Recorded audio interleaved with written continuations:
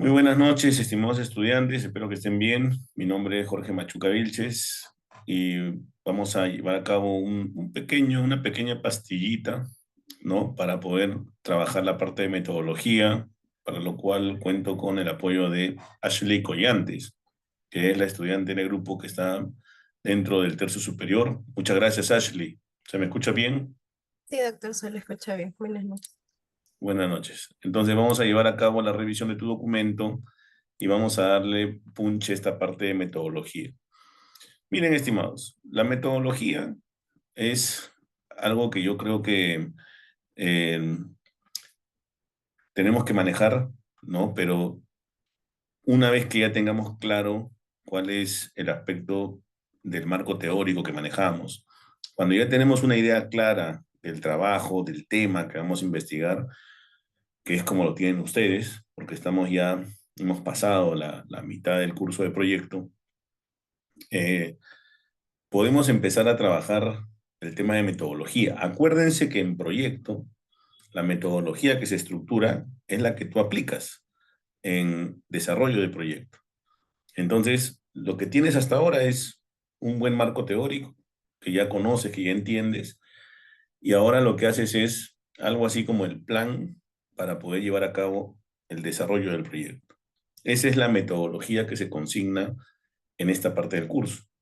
Cuando ya desarrolles el proyecto de investigación, a esta metodología, ¿no? Le vas a hacer un seguimiento, vas a seguir lo que aquí se indica para que puedas desarrollar tus resultados, que no son otra cosa que hallazgos, y tus discusiones y conclusiones, que no son otra cosa que los resultados a la luz del marco teórico. Pero eso ya lo verás en desarrollo del proyecto de investigación.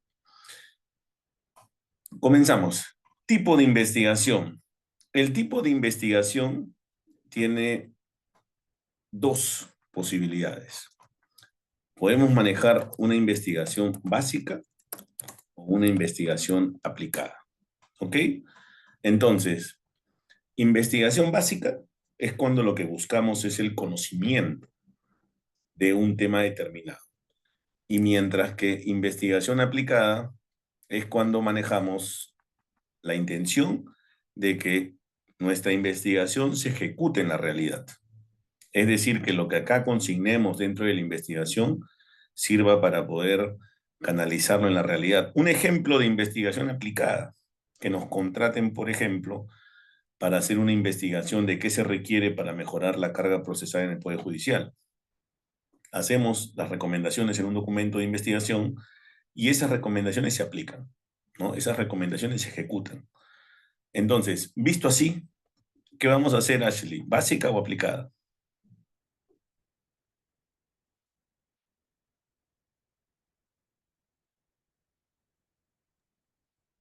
Aplicada. Básica. Básica. Y te voy a decir por qué. Vamos a hacer básica porque lo nuestro es académico nada más. O sea, tú estás investigando, por ejemplo, el tema de las estafas piramidales. Vas a sacar buenas conclusiones, pero para la discusión académica. No es que vamos a llevar esto, por ejemplo, a la SBS para que haga una regulación, ¿no? ¿Quién sabe? Más adelante podrían tomar en cuenta eso como un elemento a tener en cuenta, pero el, de que lo van a ejecutar tal cual lo propongamos, no se dará. Entonces, acá ponemos, ¿no? El tipo de investigación de la presente, ¿no? Del presente trabajo, ¿no? Realizado en el presente trabajo es básico, ¿no? Toda vez que tiene por objeto constituir un aporte, ¿no? Para la discusión académica en torno a las estafas piramidales. ¿Ok? Ahora, lo que necesitamos es que este speech que estamos poniendo, luego tú lo vas a fortalecer con una cita. ¿Está bien? Y lo vas a poner en tus palabras. No debe quedar, pues, que como el docente define investigación tipo básica, es como debe quedar. Si no, ustedes tienen que agregar a un autor acá. ¿Queda claro eso, Ashley? Sí, doctor. Sin embargo, también hay que agregar una idea en torno a lo que es nuestra investigación. Y ahí te pregunto yo, Ashley, ¿de qué manera crees tú que lo que estás haciendo va a significar un aporte para la discusión académica?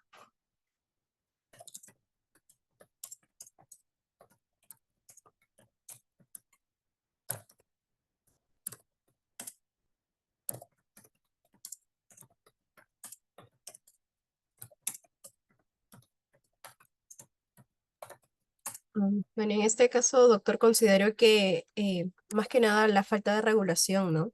Sobre las estafas piramidales, ¿no? Que a pesar del tiempo siguen siendo en aumento y que esto impulsaría bastante a que de más ideas de cómo se podría esto implementar también en lo normativo. ¿Quién quita que sea un proyecto, ¿no?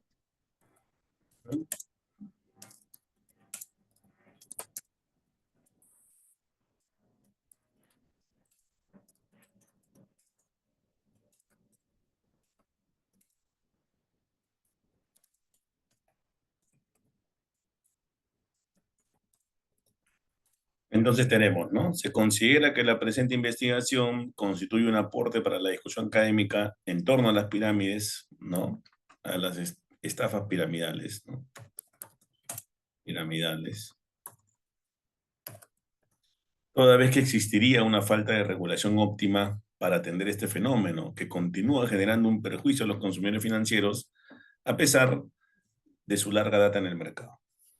Hasta ahí, si deseamos agregarle más ideas de por qué le aportamos a la investigación académica, en buena hora, ¿no? Eso ya depende de ustedes, va a haber tiempo para eso. ¿Ok? A ver, seguimos. También se va a considerar el enfoque de la investigación. Investigación. Y el enfoque puede ser de dos tipos, cualitativo y cuantitativo.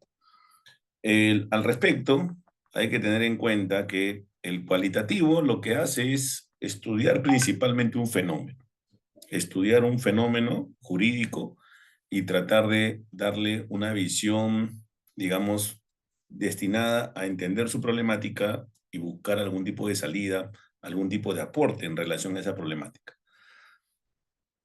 Pero para ello, eh, principalmente mediante la realización de entrevistas que permitan que podamos alcanzar a determinados especialistas en la materia, en este caso corporativo, financiero, que nos den algunas salidas, algunas propuestas, algunos enfoques nuevos, etcétera, en torno al problema. Mientras que en el cuantitativo, lo que se hace son encuestas para tratar de conocer el fenómeno desde un punto de vista numérico, desde un punto de vista estadístico. Un ejemplo podría ser el siguiente. Hay unos estudiantes que yo tengo, bueno, que tuve, trabajaron lo que era el sistema laboral de los trabajadores de Rappi, ¿no? De los repartidores. Entonces, el enfoque cualitativo los llevaba a hacer entrevistas para poder entender mejor cuál era el esquema laboral de los trabajadores de Rappi. Pero el enfoque cuantitativo los llevaba a hacer encuestas a los propios trabajadores de Rappi para poder saber si estaban satisfechos, por ejemplo, con sus condiciones laborales. ¿Está usted satisfecho con sus condiciones laborales? El 70% no, el 30% sí.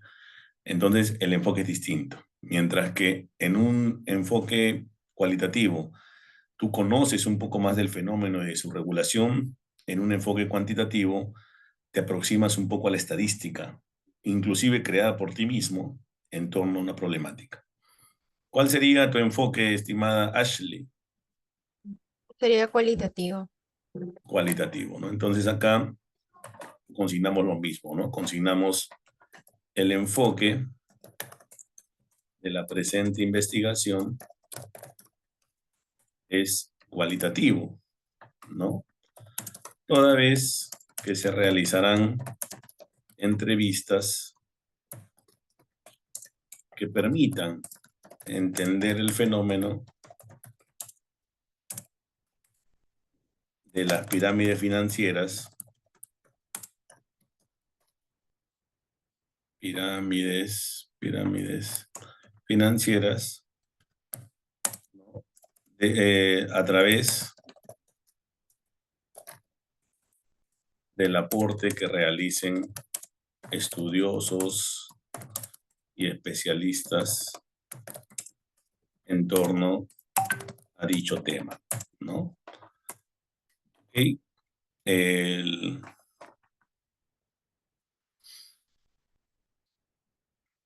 Se considera oportuno realizar entrevistas a especialistas en derecho financiero y corporativo,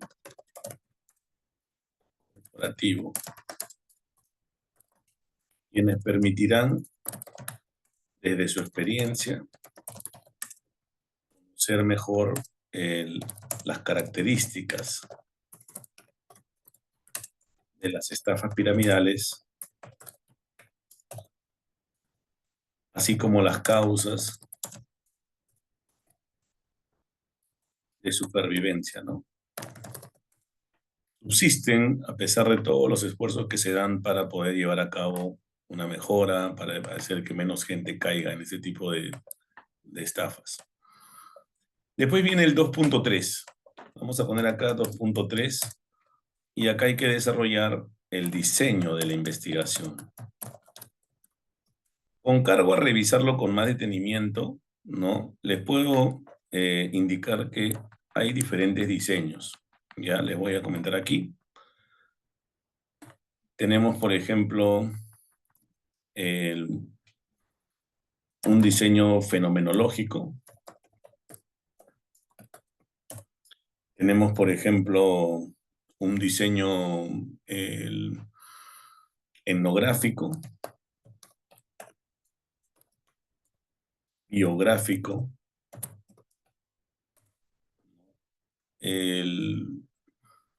otro tipo de diseño que manejamos aquí es, por ejemplo, investigación-acción.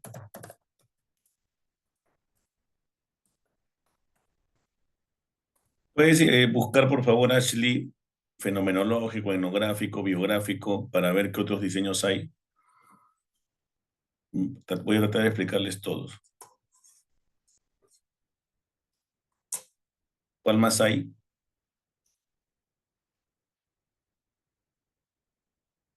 Fenomenológico.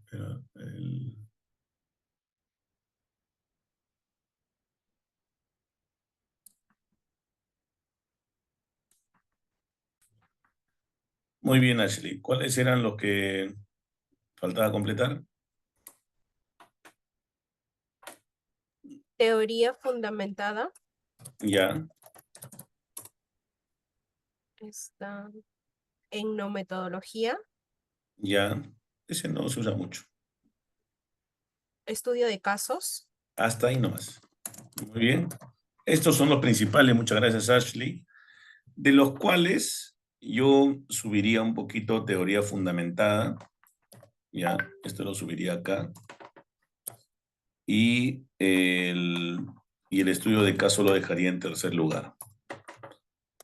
Investigación, acción en cuarto. Este podría ser el orden que tengamos en cuenta, ¿ya? Escuchen bien, estimados.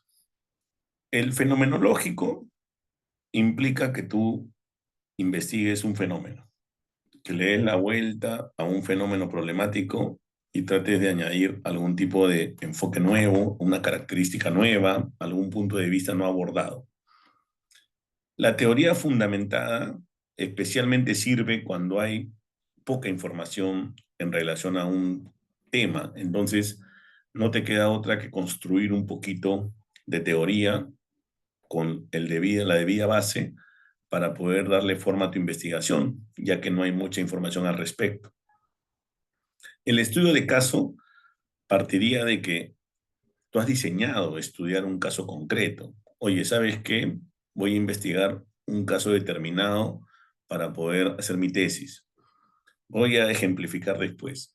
La investigación-acción quiere decir que tú investigas un tema para poder luego tratar de demostrarlo en la cancha. Tienes que hacer un doble esfuerzo, teórico-práctico. El etnográfico está vinculado un poco más, digamos, a un estudio profundo con algunos caracteres antropológicos. Y el biográfico está vinculado a estudiar los detalles, las características de una persona en su contexto. Por lo tanto, estos dos los eliminamos, porque no estamos tanto buscando eso en las investigaciones que hacemos en la carrera. Para sociología, para antropología, está perfecto, etnográfico y biográfico, pero para derecho no tanto. Luego, investigación-acción, te voy a contar un ejemplo. Hace poquito hice un trabajo de campo con una universidad. Entonces, lo que queríamos demostrar con este trabajo de campo era que la capacitación que les dimos permitía que mejoren determinados conocimientos básicos en torno al sistema financiero. Entonces, acá tengo justo la información. Les tomamos una prueba de entrada a los estudiantes. Acá está. No sé si se llega a ver. Ahí está. Ahí dice prueba de entrada, ¿no? Y luego una prueba de salida. Acá tengo en este folder todas las pruebas de entrada. Y en este otro folder tengo todas las pruebas de salida. ¿Se llega a ver, Angie, prueba de salida? Ashley, perdón. Ya. Entonces, ¿qué quiere decir? Que yo voy a trabajar el tema y luego voy a tratar de demostrar en la cancha si los estudiantes mejoraron en relación a ese tema. O sea, tienes que tratar de demostrar. Acuérdense que todos estos diseños sirven para cualquier carrera. Entonces, por ejemplo, tú, si quieres elaborar un remedio como parte de tu investigación, tendrías que probar que tu remedio funciona, que corrige situaciones de salud, ¿entiendes? Para que tú puedas decir, ¿sabes qué? Mi investigación no solamente es teórica, sino que también sirve en la práctica, ¿no? Te permite sacar conclusiones muy ricas, pero en cuanto a costo, es un costo alto. El presupuesto que ustedes están desarrollando, a veces no saben cómo completarlo, porque ponen pasajes, ponen papel, ponen cualquier cosa. Cuando tienes investigación-acción, ahí sí gastas, estimado, ahí sí gastas, estimada, porque tienes que hacer prácticamente una ejecución en cancha. Entonces, por ejemplo, se va también. El estudio de caso significaría que tu tesis va a analizar un caso concreto.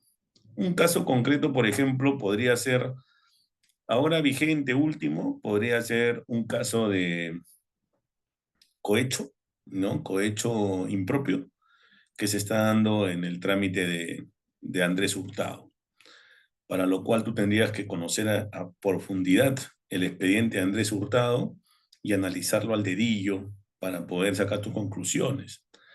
Un caso como el de Odebrecht, por ejemplo, podría ser un estudio de caso interesante, pero está un poquito recorrido. Tendrías que agarrar uno que esté un poco más fresco, que no esté tan explorado, ¿no? Entonces, dependiendo el caso, mira, un caso interesante podría ser, por ejemplo, el de discriminación que se ha presentado hace poquito en el Banco Pichincha y que Indecopi lo ha sancionado por haber discriminado a un joven al momento de pedir un crédito, ¿no? Hay diferentes casos. Podrías trabajar el caso de Ricardo Morán, ¿no? Creo que es de subrogación asistida y podrías ahí desarrollarlo y sacar conclusiones en torno a la problemática. No hemos tenido acá en el curso una orientación hacia estudio de caso. Podría haber sido, pero principalmente la problemática de ello es que a veces cuando tú lo presentas, el estudio de caso, hasta que lo sustentas, pueden haber algunos cambios, por eso se busca un caso que esté cerrado, o puede ser un caso que sea demasiado conocido, en cuyo caso pierde también relevancia, pierde impacto al momento de hacer la investigación. No tenemos estudio de caso. Podría haber sido, pero no hay. Entonces, los dos diseños en los que se van a mover ustedes son o fenomenológico o teoría fundamentada.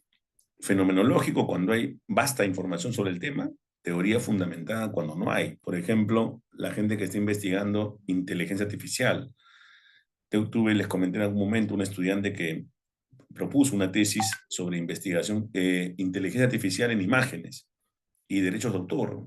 No habían tesis previas al respecto. Había muy poca literatura para encontrar la problemática en sí. Entonces, en su diseño tuvo que tomar teoría fundamentada para poder sustentar el tema, para poder construir aquello que faltaba en el mercado. Visto así, Ashley, ¿cuál vas a manejar tú? ¿Fenomenológico o teoría fundamentada?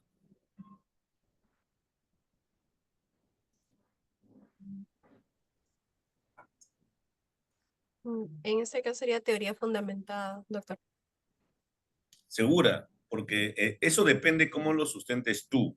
Si es que hay investigaciones en torno a estafas piramidales, entonces sería más fenomenológico. Pero si en lo que tú estás entrando, que es por qué la gente sigue cayendo, que tiene un componente un poco psicológico y a la vez legal, de repente sería teoría fundamentada. ¿Ya? Entonces vamos a probar lo que tú has dicho. Para que fenomenológico es muy fácil de definir, pero teoría fundamentada de repente un poquito más complicado.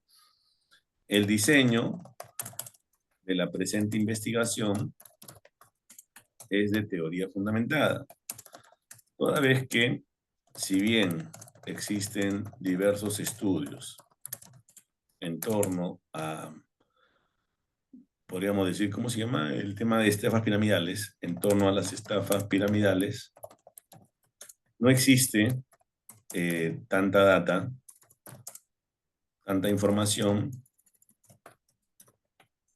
en relación al objetivo que se ha planteado, que es, ¿cuál es tu objetivo, Ashley? El objetivo general es analizar la viabilidad de proteger al consumidor en la etapa de captación de sus depósitos, de Ajá. modo que se mitiguen las estafas piramidales en Lima metropolitana.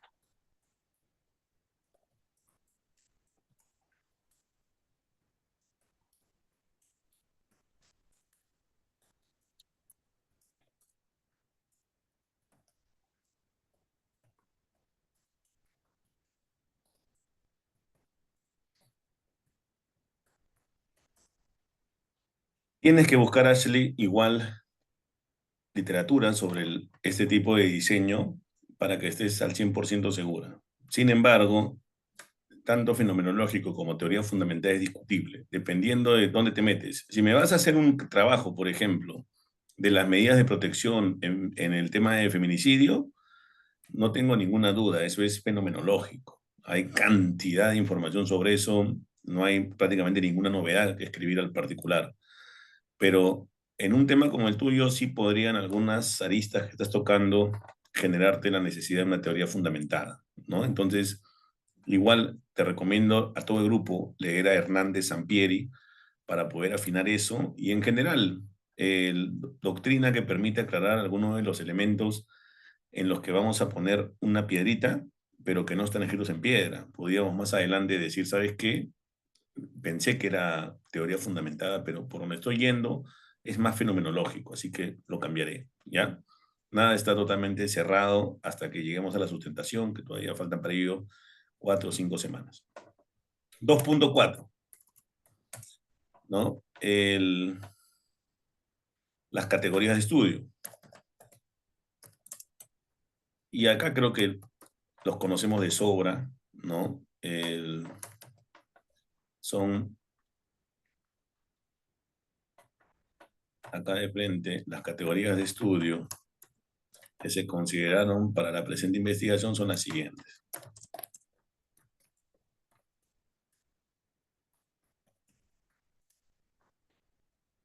Informalidad financiera y estafa piramidal, ¿no?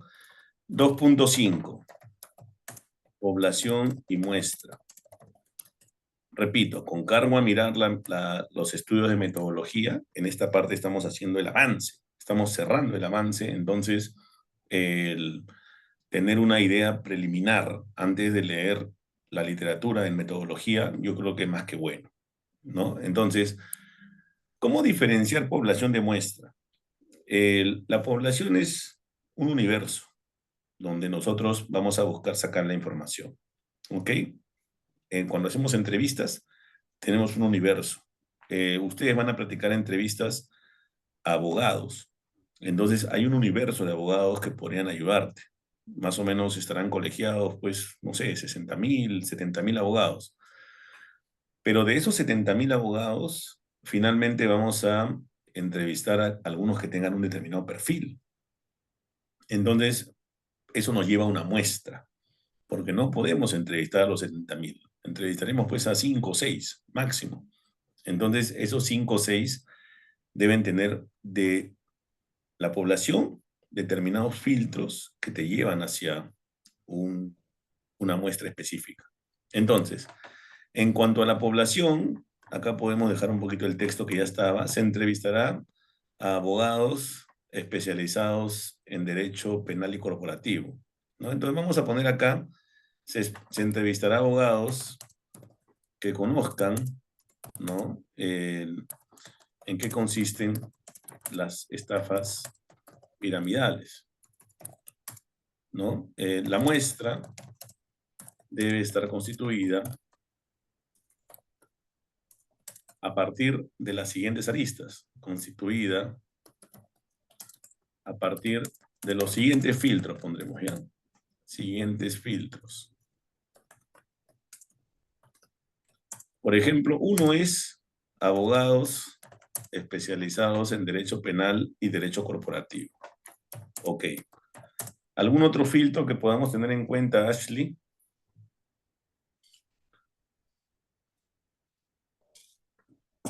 Abogado que tenga mínimo 5 años de ejercicio de profesión. Ya. Ok, Juan, déjame un ratito cerrar, por favor, con Ashley.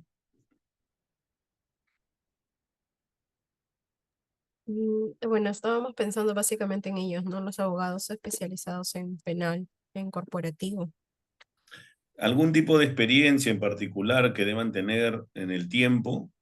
¿Tú podrías entrevistar a un abogado de 25 años o será mejor uno de 40, de 50? ¿Cuánta experiencia en el mercado te parece importante para manejar esto? Mm, en este caso, bueno, tienen que tener mínimo más de 15 años de experiencia. A ver, pongamos de 15 años. ¿Ya? Ojo que después esto te puede terminar ahorcando un poquito.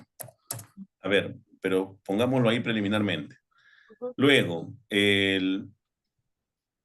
de preferencia, ¿no? De repente podrían ser abogados que hayan escrito en relación al tema, ¿no? Podríamos irlo acotando, porque si tienes de repente una búsqueda y hay un autor que tiene un libro sobre el tema, vas y lo buscas, ¿no?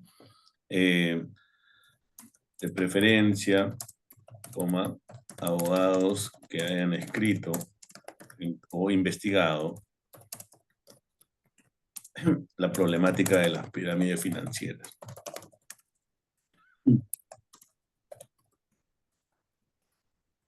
¿No? También se podría establecer, ¿no? Sería además óptimo, ¿no? Que parte de la experiencia de dichos abogados sea en entidades como el Ministerio Público, la Superintendencia de Banca y Seguros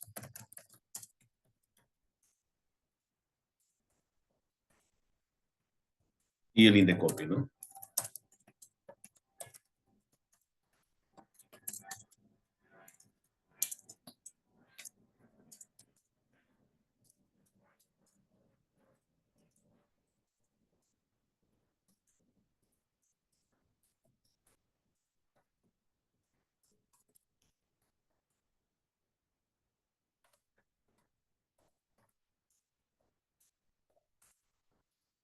Queda claro, entonces, de la población de abogados, que son un montón, miles, recortamos, Ashley, hacia una muestra menor. Acá le podemos poner, por ejemplo, debe estar constituido por 6 abogados que cumplan los siguientes, más que filtros, voy a ponerle criterios, ¿ya? criterios. Luego viene el punto 2.6, que es técnicas e instrumentos de recolección de datos, ¿no? Acá sí me puedes un poco dar algunos insumos, porque tú has estado trabajando un modelo, ¿no? ¿Qué características tiene tu guía de preguntas?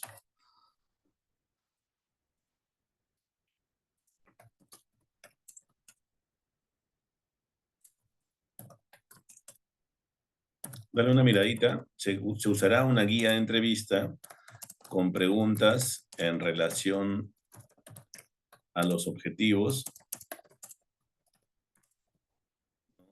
eh, a fin de conocer aspectos como... O sea, no me digas la pregunta, sino qué aspectos se está tratando de recoger a través de las preguntas.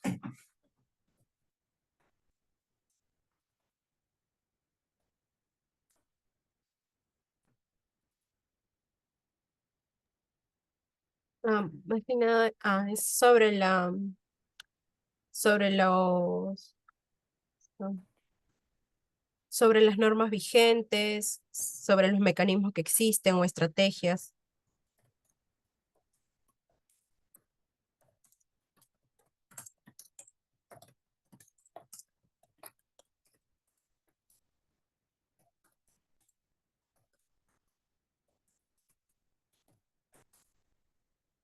Otro. Las características de las víctimas, de las características comunes de las víctimas.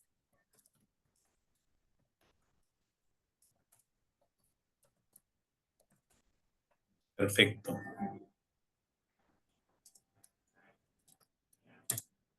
Y por último, el 2.7 va a ser el método de análisis de datos, ¿no? De análisis de datos, ¿ya? Los métodos de análisis de datos principalmente son dos, ¿ya? Es el deductivo y el inductivo. Entonces, te voy a explicar Ashley, por favor, atenta, ¿ya? El inductivo es cuando tú tomas el árbol para llegar al bosque, ¿está bien? Entonces, por ejemplo, tomamos el caso de Chibolín para entender, ¿no?, los problemas de cohecho.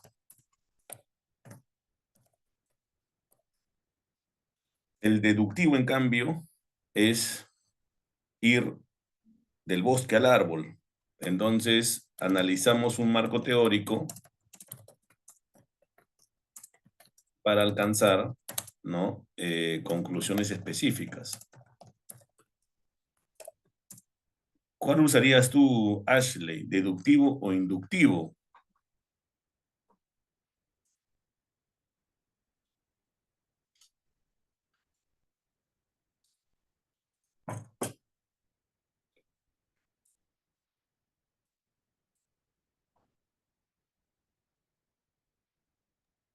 Más deductivo, doctor.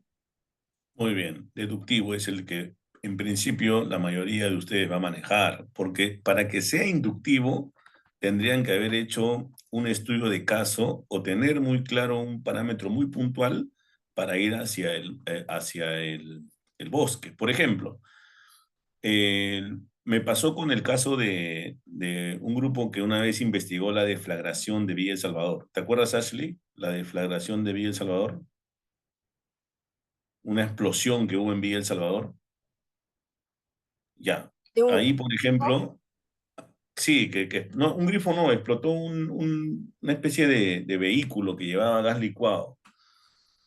Mm, ¿Ya? Entonces, en ese caso concreto, vamos a mostrarles a cada grupo, les voy a mostrar cómo fue esta investigación que tuvo este tenor, un poquito más de naturaleza inductiva, ¿ya? Vamos a ver aquí, ponemos deflagración, a ver, acá, deflagración BES, ¿ya? Lo vemos rapidito. A ver. Algunos. A ver, este fue el caso que un grupo compartir sonido. Vamos a verlo, ¿ya? Otros fue tarde cuando se inició esta fuga de gas líquido y luego la explosión que terminó generando cerca de 60 heridos y 2 fallecidos hasta el momento. Vamos a ver las imágenes, el momento en que se registra la emergencia. Son los instantes previos al inicio de la tragedia. En estas imágenes se observa cómo el camión cisterna pasa por un desnivel en el cruce de las avenidas Pastor Sevilla y Villa del Mar.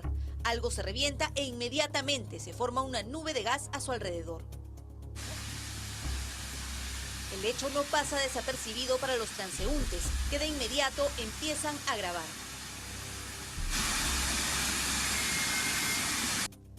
En este video se llega a captar a quien sería el chofer, abriendo una compuerta trasera del pesado vehículo, pero al advertir que era imposible controlar la fuga y el peligro era inminente, se aleja y parece instar a las personas que están cerca a que también lo hagan. Una trabajadora de limpieza se queda paralizada ante el desconcierto. Solo unos segundos después y apenas a unos metros del camión, se aprecia una explosión y cómo el fuego se propaga por toda la avenida.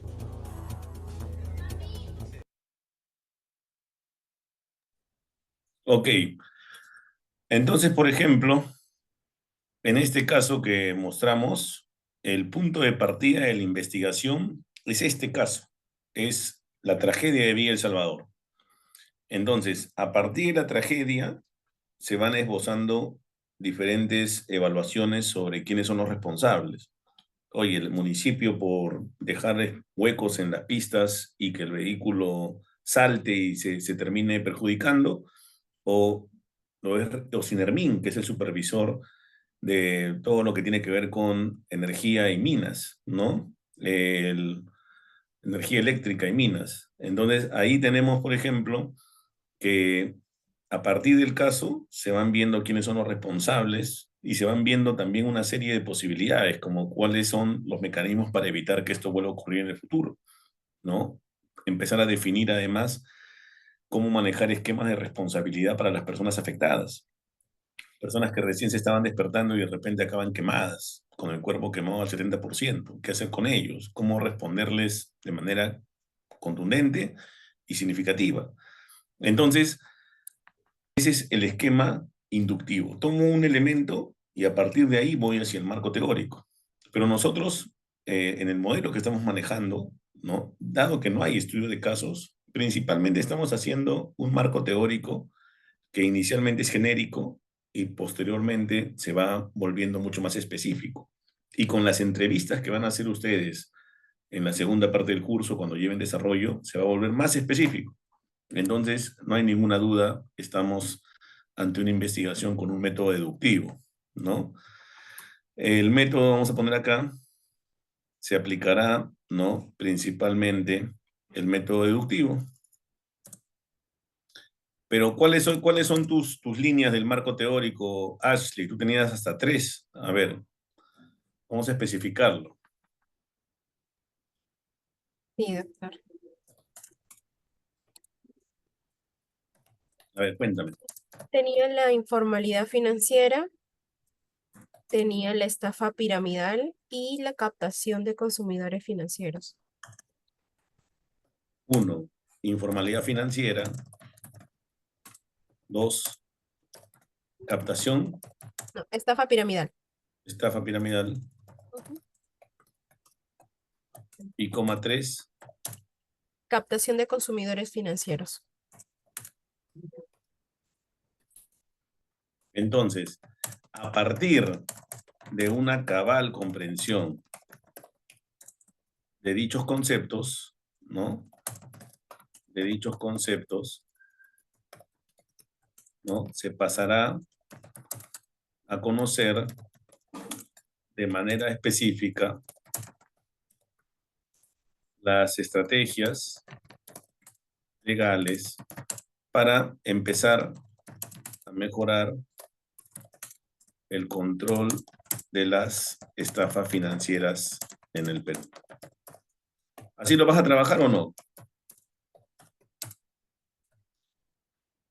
Sí, doctor. Esa es la idea, pues vamos de lo general a lo específico. Eso es entonces deductivo, ¿no? Luego se le pueden agregar algunos aspectos éticos que ya tenían un poquito, lo teníamos escrito, aspectos éticos, ¿no? En relación a este ítem, ¿no? Se ha buscado establecer un trabajo de citas que respete la idea de los autores en todo momento, ¿no? Y que en todo momento, se evite el plagio, ¿no? Se evite el plagio. El asesor asimismo ha insistido en la importancia de que el documento sea trabajado por los autores sin participación de terceros, ¿no? Ahí pueden agregar ustedes lo que gusten, ¿no? Se ha enfatizado además la necesidad de parafrasear, ¿no? Para reducir el índice de similitud, pero sin desnaturalizar las ideas de los autores, ¿no? Entonces, ¿qué falta? ¿Cómo cerramos esto? Tú, Ashley, a cada ítem que hemos creado, le vas a poner un autor con una cita que te permita manejar un sustento técnico de cada uno de los ítems. Yo les voy a pasar textos de autores que trabajan tipo de investigación, enfoque de la investigación, diseño de la investigación, categorías de estudio, población y muestra. Tengo a Maher, por ejemplo, que es un buen autor, especialmente en temas éticos. Tenemos también a López, tenemos al propio Hernández, Sampieri. Les voy a pasar esos textos para que ustedes vayan fundamentando y además mejorando la redacción que prácticamente ha salido de mi cabeza, pero así no debe quedar mucho más técnico. ¿Se entiende, Ashley? Sí, doctor. Ok, muchísimas gracias entonces. Y acá